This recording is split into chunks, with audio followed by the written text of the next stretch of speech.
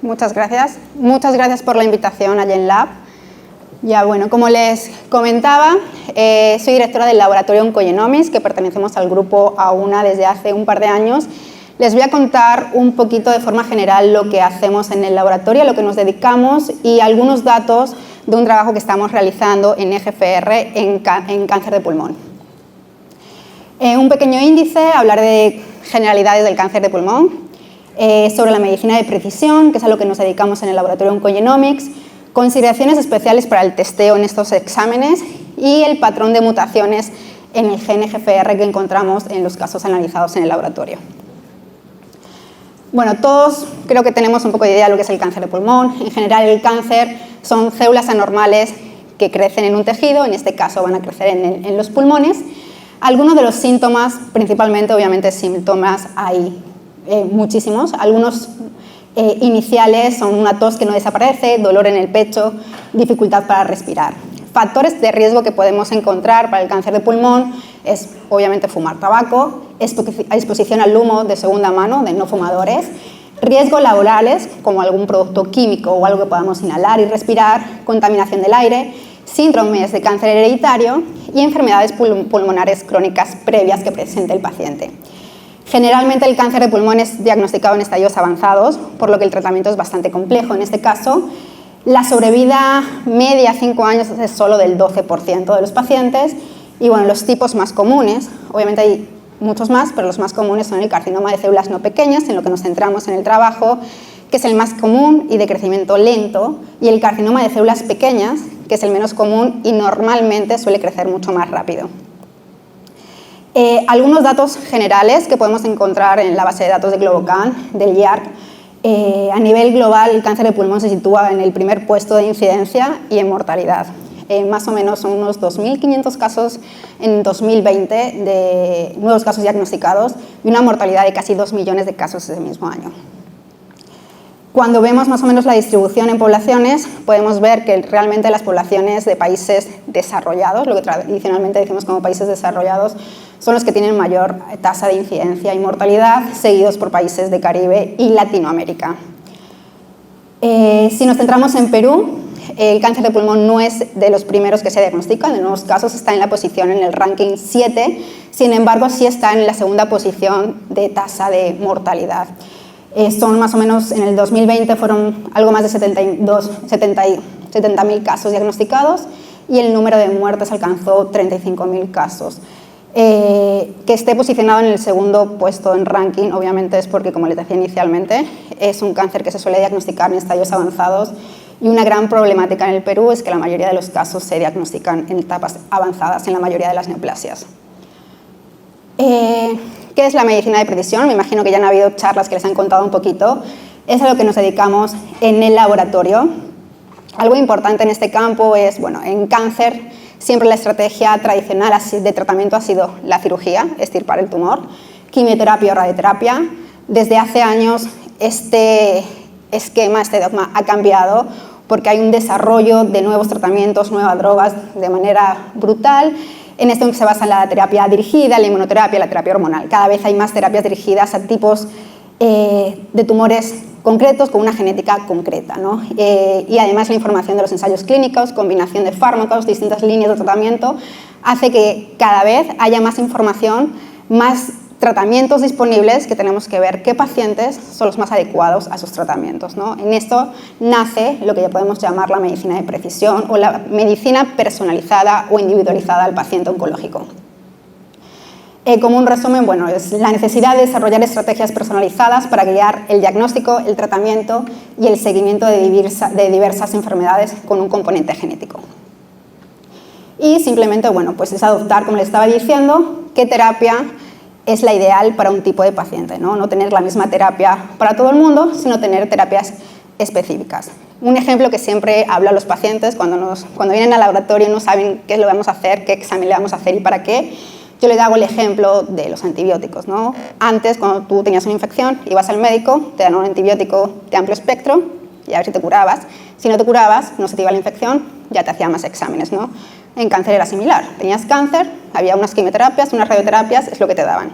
Ahora no, todo ha cambiado. Tú tienes una infección de oídos Y si vas a un médico más o menos bueno, lo que te va a hacer es un cultivo para saber qué bacteria tienes, qué resistencia tiene y qué antibiótico darte para no generar resistencias a otros antibióticos y que realmente el tratamiento sea efectivo, ¿no? En cáncer es igual. Cuando hay un paciente, en este caso cáncer de pulmón, lo que se analiza una vez de tener su diagnóstico es distintos biomarcadores, distintos genes, evaluamos distintas mutaciones para ver qué tratamiento es el ideal para ese paciente. No vamos a dividir, vamos a buscar subpoblaciones de pacientes que van a ser elegibles a un tratamiento y vamos a ahorrar de estar probando medicamentos en pacientes que no le van a funcionar, que ya sabemos que no le van a funcionar, y perder tiempo y que el cáncer siga avanzando, ¿no? Realmente, esta diapositiva me gusta mucho y quiero que siempre quede claro porque no es tenemos una batería de exámenes, es hazme todo, a ver lo que sale. No, hay que buscar qué paciente es el adecuado para qué tipo de prueba y en el momento adecuado de la información para que la interpretación y la información que nosotros podamos dar al oncólogo sea la adecuada y no haya sesgos en el tratamiento. ¿Qué tipos de biomarcadores normalmente encontramos en cáncer? Bueno, esos son unos ejemplos, ¿no? Podemos encontrar biomarcadores de prevención, de diagnóstico, de detección, farmacodinámica, pronóstico, monitoreo y predictivo. Normalmente los más comunes en laboratorios como el nuestro son los de monitoreo de enfermedad, predictivo de respuesta a tratamiento y de pronóstico, de si la enfermedad va a ser más desfavorable o más favorable. Algo que también queda claro y algo que me gusta decir también es que si nosotros revisamos las guías, la literatura en el manejo de pacientes oncológicos, hoy día ya te indican que hay que hacer ciertos testeos, hay que hacer paneles de muchos genes, de muchos biomarcadores para testear a este paciente y buscar qué medicina, qué droga es la más adecuada a este paciente. Lamentablemente, esa no es la realidad en la mayoría de los países. Hay muchas limitaciones de tecnología, de aprobaciones de medicamentos, que eso va a generar que la información que podamos darle al oncólogo sea un poco sesgada y las decisiones se tomen no como indican las guías clínicas de manejo, sino con los recursos que uno puede tener, ¿no? Entonces, podemos leer que hay un montón de pruebas, pero eso tenemos que trasladarlo a la realidad de cada país, de cada clínica y de cada paciente, ¿no? Si un paciente no tiene un seguro de salud que le vaya a cubrir estas drogas, ¿para qué realizar ciertos exámenes que le van a costar $1.000, $2.000 si no va a poder recibir el tratamiento, ¿no? Entonces, hay que tener la situación clara. Para todos, o la mayoría de los cánceres actualmente, existen ya guías que nos indican qué biomarcadores debemos testear, en qué etapa de la enfermedad. Por ejemplo, este es un print de pantalla de cáncer de pulmón. Esta es la guía de 2020 que nos indicaban que todos esos genes deberían testearse para cáncer de pulmón en cualquier paciente en estadio 3 y 4. Actualmente ha habido un upgrade de la guía, ha salido hace un mes más o menos, para el 2024, en el que hay ciertas modificaciones de qué biomarcadores son más importantes testear ahora y otros que se podrían dejar, y el tema de qué medicamentos poderles dar a sus pacientes, ¿no? Se ha actualizado la guía. En las guías clínicas encontramos en cáncer de pulmón múltiples tratamientos hoy día. Además de estos, dependen de la línea de tratamiento del paciente, si están en diagnóstico, si están en progresión, si están en primera línea, han recibido un tratamiento, luego tienen que recibir otro en combinación con otra. Entonces, a lo que quiero decir con esto es que no es tan sencillo. Hay otros marcadores que se indican como que pueden venir, que pueden ser de utilidad en estos pacientes, que también se podrían testear y que darían información al oncólogo para ver cómo es el tratamiento. Consideraciones para el testeo de estos pacientes. Bueno, aquí les puse como un esquema general de un paciente de pulmón, es como muy genérico. En una clínica aparece un paciente nuevo, se le realiza una biopsia y se genera un diagnóstico. Y al paciente le dicen, ya, tienes cáncer de pulmón. De ahí puede pasar, si el cáncer de pulmón es avanzado, un estadio 3, un estadio 4, no va a ir a cirugía, por lo tanto va a iniciar terapia. Si es un estadio temprano, posiblemente vaya a cirugía, le extirpen la mayoría del tumor o todo el tumor y de ahí vaya a terapia, ¿no? Y durante esas terapias va a estar en seguimiento. El seguimiento como lo realizan normalmente, con imágenes, con tomografías, con TACs, ¿no? Hasta que, el paciente es estable o llega un punto en el que el paciente avanza, progresa. Le sale otro nódulo, le sale en otra parte del cuerpo, genera una metástasis, ¿no? De ahí nuevamente le pueden generar una biopsia o una cirugía, si es posible, dependiendo de dónde esté la metástasis, y de ahí iría a nueva terapia, segunda línea, tercera línea, lo que fuera, monitoreo hasta la siguiente progresión o avance o que el paciente ya se ponga muy malito. Muchas veces es aquí, en las biopsias y en las cirugías, donde obtenemos nosotros como laboratorio muestra para poder trabajar. En otras situaciones, cuando hay progresión, a veces, no sé, puede ser un nódulo en alguna parte en la que no llegue una aguja, en el cerebro, o el paciente esté muy mal como para poderle hacer una biopsia. Entonces, en este caso, bueno, cuando ya es un paciente en progresión, estadios avanzados, podemos tener la opción de realizar testeo en biopsia líquida, que es en sangre. Ahora voy a comentar un poquito de eso, pero tenemos distintas opciones de testeo que podemos trabajar con muestras en el laboratorio dependiendo del momento de la enfermedad del paciente. Consideraciones a tener en cuenta a la hora de buscar, ya tengo un paciente, tengo una muestra, quiero hacerle estos exámenes, ¿qué tengo que tener en cuenta y qué es importante tener en cuenta? Bueno, ¿qué genes voy a estudiar?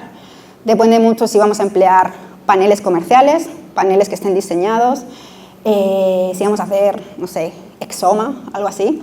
La etapa de la enfermedad, si es al diagnóstico, si es en progresión, si el paciente está en tratamiento y quiero hacer seguimiento. El material de partida, si es una muestra de tejido parafinada, si es saliva, sangre periférica, si es una biopsia líquida o cualquier otro, un aspirado bronquial.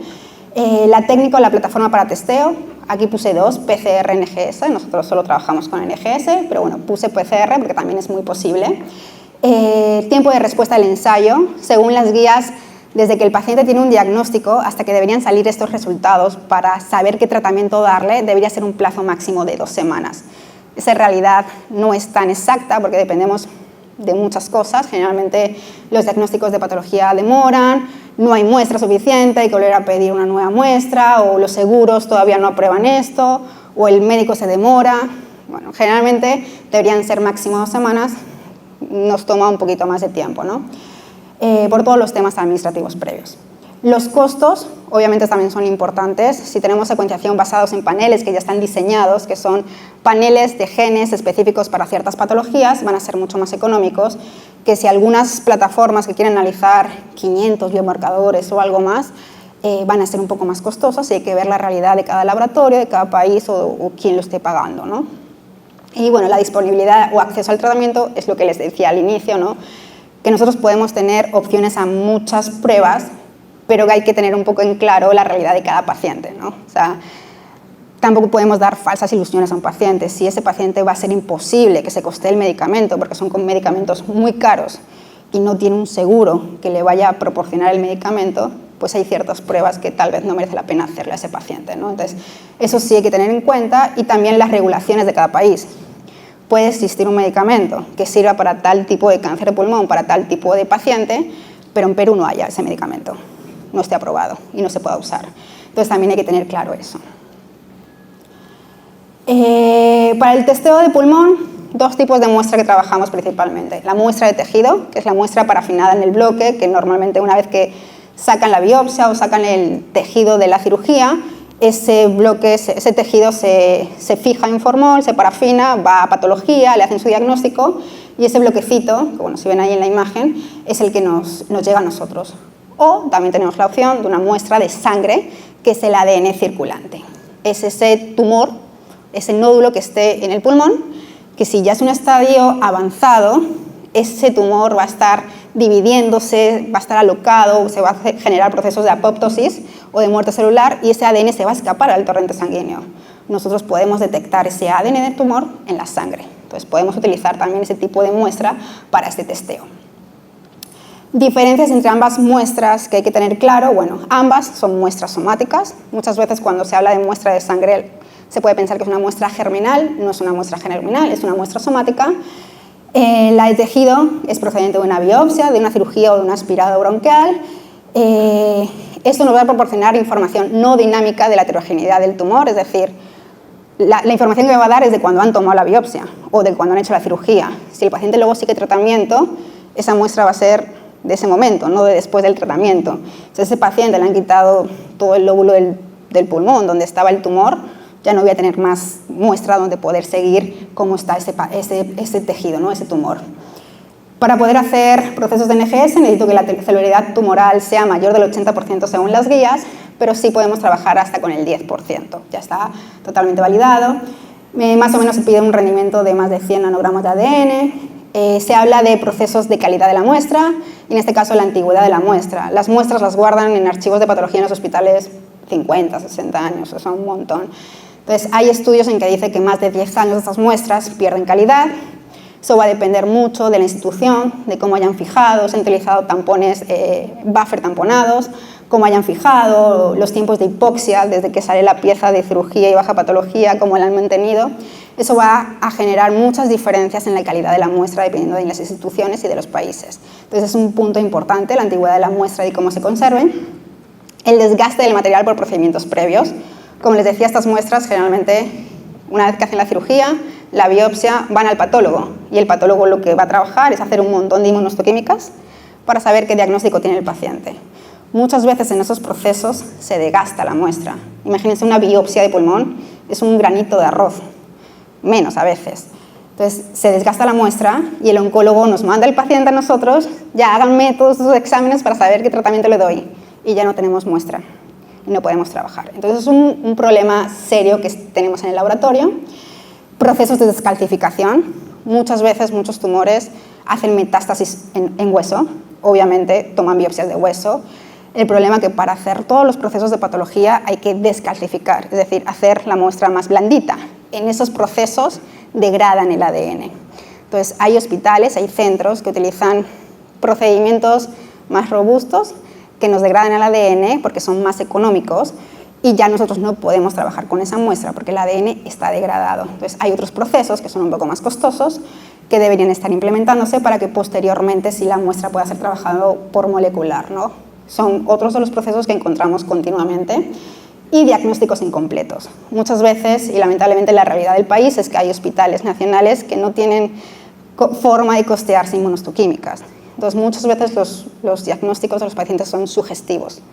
Te mando esta muestra, podría ser un cáncer de pulmón, pero podría ser otra cosa. Entonces, muchas veces realizar un tipo de estos exámenes para un sugestivo de cáncer de pulmón y que salga una información diferente o rara puede entrar a que el oncólogo esté más desinformado que informado sobre qué tratamiento darle, ¿no? Entonces, eso es un problema que también nos encontramos muchísimo en estos casos.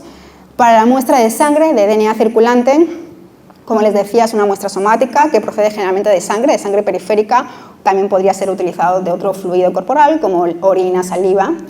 Es una información dinámica a tiempo real sobre la heterogeneidad del tumor. A diferencia de la biopsia que se toma una vez o la cirugía que se toma una vez nada más, una muestra de sangre la puedes tomar todos los días. Todos los días te va a dar la información sobre cómo está evolucionando tu tumor. Entonces es una muestra dinámica. La cantidad del ADN tumoral que nosotros podemos obtener generalmente se relaciona con el tipo de neoplasia, el tamaño tumoral, estadio clínico y enfermedad metastásica. Generalmente no. Esos exámenes solo se pueden trabajar en estadios avanzados. Estadio 3, que es localmente avanzado, o metastásico. ¿Por qué? En esos estadios el tumor ya está fuera de control, está en estadio avanzado, es una enfermedad que no está controlada, por lo tanto el tumor está soltando ADN al torrente sanguíneo. Cuando estamos en estadios tempranos, es un tumor mucho más estable, más controlado, la enfermedad está estable y el ADN no se suelta el torrente sanguíneo, por lo tanto no vamos a detectar nada. Esa prueba solo sirve para estadios avanzados. Como dato, la vida media de este ADN en sangre es menos de 2 horas. Ya se degrada rápidamente, obviamente. También tenemos que depender de cómo la vamos a trabajar, los tipos de tubo y la conservación. Se pueden utilizar tubos de DTA, pero solo desde la toma de la muestra hasta que se tiene que producir la extracción tiene que ser solo 1 hora y se tiene que mantener a 4 grados. Por lo tanto, por ejemplo, si queremos trabajar con estos tubos, la toma de muestra tiene que estar en el mismo laboratorio o el hospital tiene que tener el laboratorio para hacer la extracción porque después de 1 hora no sirve esa muestra, el ADN se degrada. O tenemos tubos que son seal-free, que nos pueden durar hasta 15 días a temperatura ambiente la muestra, sin embargo, la concentración de ADN que podemos recoger es menor que si utilizáramos los tubos de EDTA. Y bueno, obviamente factores propios del paciente afectan también los niveles de DNA circulante, ¿no? La enfermedad, si está ahora mismo con tratamiento activo, generalmente nosotros en el laboratorio, si el paciente está con quimioterapia ahora mismo, le decimos que tiene que esperar más o menos 1 semana, 10 días desde la última infusión, porque la quimioterapia va en sangre, o sea, se degrada todo lo que hay ahí. Entonces tenemos que esperar, porque si no, no vamos a detectar nada.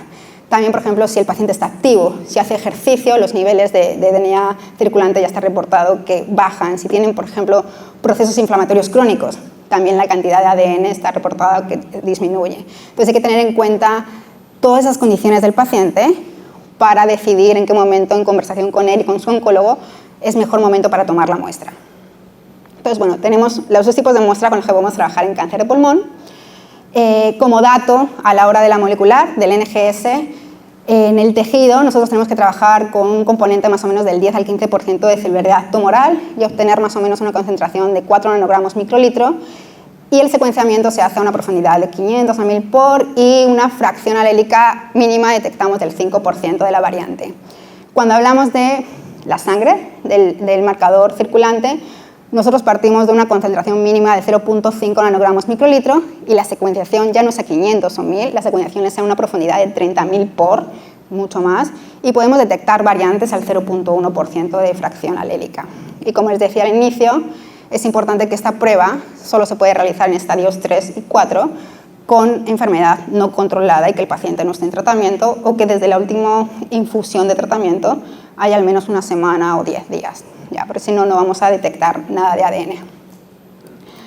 Como les decía, bueno, es súper importante tener en cuenta para la toma de muestras de biopsia líquida el proceso preanalítico, los factores propios del paciente y la selección de la tecnología que vamos a utilizar, porque todo esto puede influir en el resultado. Debido a esto, a que muchas veces se toman muestras en pacientes que no son adecuados para este tipo de testeo, salen resultados negativos. Pero en realidad, muchas veces, y estoy súper segura, no son negativos, son falsos negativos. Es porque no era el momento para tomar la muestra de ese paciente. Y aquí les pongo un ejemplo de un caso de una paciente mujer, 56 años, con diagnóstico de cáncer de pulmón. En febrero del 2023 se solicita un panel por NGS, eso se hace en tejido, en la parafina, de una biopsia de pulmón. El bloque tiene un componente celular del 60% de celularidad tumoral y nos solicitan todos estos genes que son los que normalmente nos requieren para cáncer de pulmón. En el tejido nosotros secuenciamos y detectamos una variante de EGFR en el exón 19. Perfecto. Se la reportamos al médico y el paciente inicia tratamiento. En julio, el médico nos solicita EGFR, pero por biopsia líquida. Es decir, el paciente ha progresado, no está funcionando el tratamiento, obviamente no le pueden tomar una nueva biopsia, él decide hacerlo en sangre y el resultado es no mutaciones. Es algo raro porque el paciente ya tenía previa una mutación. Esas mutaciones no desaparecen. Entonces, es raro. Entonces, yo podría pensar que es un falso negativo, es decir, el paciente está en tratamiento o el paciente no está tan avanzado y yo no detecté ADN tumoral en la muestra. Pero yo lo reporto como no mutaciones, negativo. Nuevamente el doctor me manda otra muestra en septiembre, negativo otra vez. En ese momento hablamos con el médico. Oye, tu paciente está en tratamiento, ¿qué está recibiendo? ¿Cómo está el paciente? Cuéntanos un poco. Hablamos con el médico y en octubre volvemos a tomar una muestra del paciente. Y en este caso sí sale positivo. Sale la mutación que el paciente tenía en el tejido, la que no va a desaparecer, y le aparece una segunda mutación. Esa mutación, la T790M, es una mutación de resistencia que se generan a tratamientos de primera línea, pero que afortunadamente hay una droga para esta mutación y que el paciente podría recibir. Entonces, es un ejemplo de que distintos factores propios del paciente, de la toma de muestra, de no conversar bien, de tomar la muestra en cualquier momento, pueden generar falsos negativos y el paciente demora meses en continuar un tratamiento efectivo. Es decir, el cáncer avanza. Y lamentablemente, como les decía antes, la sobrevida media a 5 años de los pacientes es un 12%. O sea, desde que un paciente tiene diagnóstico, lo máximo que puede vivir son 18 meses en un estadio avanzado. Entonces es importante tener en cuenta los tiempos y no perder tiempo en que no se esté tomando una muestra o esté haciéndose un examen correcto. Entonces, bueno, ahora les voy a dar unos datos del trabajo que estamos haciendo en EGFR. En realidad es súper preliminar, solo hemos escrito un abstract y ahora estamos analizando data para el paper.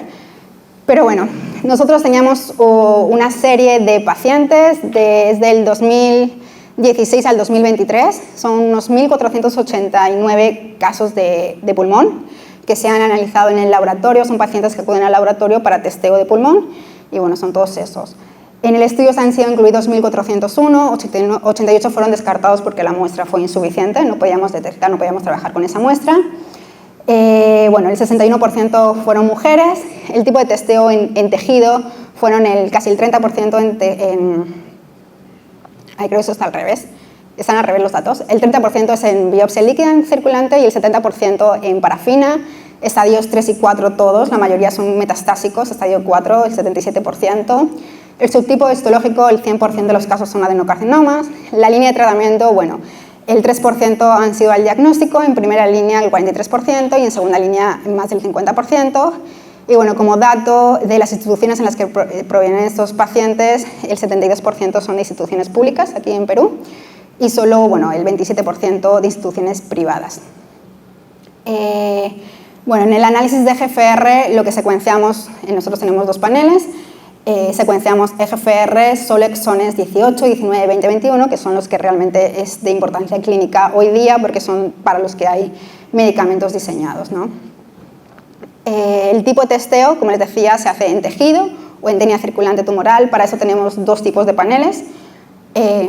Para el testeo de tejido utilizamos el AmpliSec Focus, que es de Illumina. Es un panel de 52 genes que analiza mutaciones en ADN y fusiones en ARN. La plataforma con la que trabajamos es el MySeq. El análisis hasta ahora lo estábamos haciendo en BaseSpace y Variant Interpreter. La profundidad de secuenciación es 500 por, reads por caso son 350.000, perdón.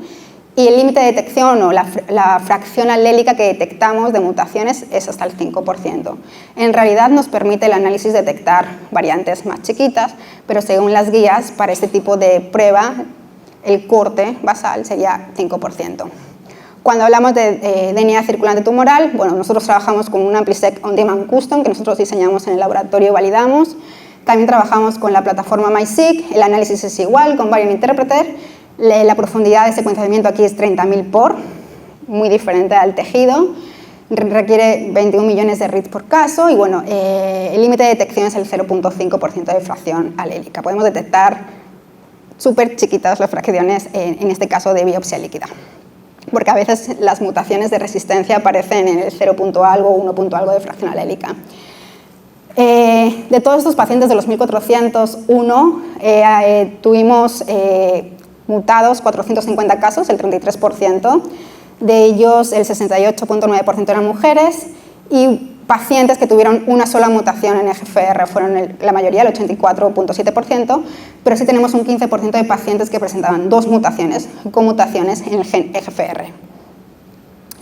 Este es un cuadro que quise poner. Cuando yo empecé a trabajar en el laboratorio, yo me revisé las guías clínicas, porque tampoco tenía mucha idea, y las guías médicas indicaban que para EGFR, o sea, para pulmón, perdón, tenías que testear EGFR, ALK, BRAF y ROS1, nada más, y PDL1, que se realiza por inmunohistoquímica. Y había algunos genes como que tal vez terapias Nobel más adelante se podrían testear, ¿no? Y de eso yo me hice un cuadro sobre los medicamentos que existían en ese momento y las distintas mutaciones, si le iban a ser sensibles a ciertos tipos de medicamentos o si iban a ser resistentes. Esto en el 2018. A día de hoy encuentras literatura con, 20 veces más de medicamentos, ya no solo un medicamento por mutación, si va a ser resistente o sensible. Hay, cientos y cientos de mutaciones en el gen EGFR, combinaciones de ellas que nos van a dar información sobre resistencia o sensibilidad, a combinaciones inclusive de medicamentos, dependiendo de la línea, si es el diagnóstico, primera línea, segunda línea. Entonces, con esto lo que quería mostrar es que la información que nos da EGFR se ha complicado 1000 veces. Yo bromeo con que ahora mismo hay que hacer maestría solo para el gen EGFR, porque es brutal la información que hay. Tanto así que ahora mismo ya están saliendo guías sobre cómo es la clasificación en EGFR. Hay guías o consensos de clasificaciones de manera estructural, de cómo va a funcionar, si esa mutación en tal zona va a dar sensibilidad, resistencia, pero si tienes una conmutación en el mismo gen, en otro sitio, va a dejar de ser sensible y si va a ser resistente a ese tratamiento. La información es brutal. Entonces, algo que nosotros queremos hacer es poder ver cómo está la situación de los pacientes peruanos, los que nos llegan al laboratorio, y dar mayor alcance, porque lamentablemente, y me imagino que la mayoría de ustedes, si trabajan en este campo, saben que la mayoría de las bases de datos bioinformáticas, donde hay información genética de genes, no están embebidas con información de países latinoamericanos. Entonces se requiere información muchas veces, no en pulmón, en otras patologías, por ejemplo en mama, ovario, que utilizamos BRCA, muchos pacientes se quedan sin tratamiento. Y es triste porque nosotros podemos detectar una mutación que la clasifican como BUS, variante de significado incierto, porque no hay mucha información, porque la bioinformática nos puede decir sí, esa mutación está en tal sitio, sí podría ser patogénica, sí podría funcionarle el tratamiento, pero no hay información.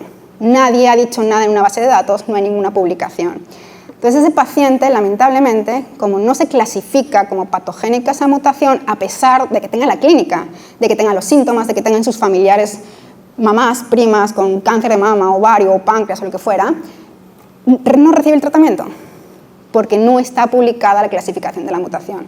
Por tanto, es muy importante sacar datos, la data de laboratorio, juntarla con la información clínica y subirla a las bases de datos. Entonces, el trabajo básicamente lo que pretende es eso, hacer una reclasificación actual con la nueva información que ha salido de GFR y poder ver cómo estamos en cáncer de pulmón en las mutaciones de GFR aquí en el Perú, porque salen cosas raras, diferentes, no raras.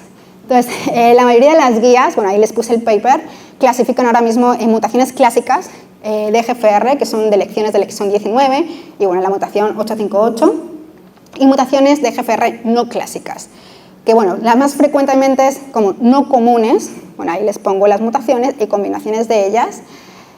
Otro punto son las inserciones del exón 20, que ahora han salido nuevos tratamientos para estas mutaciones.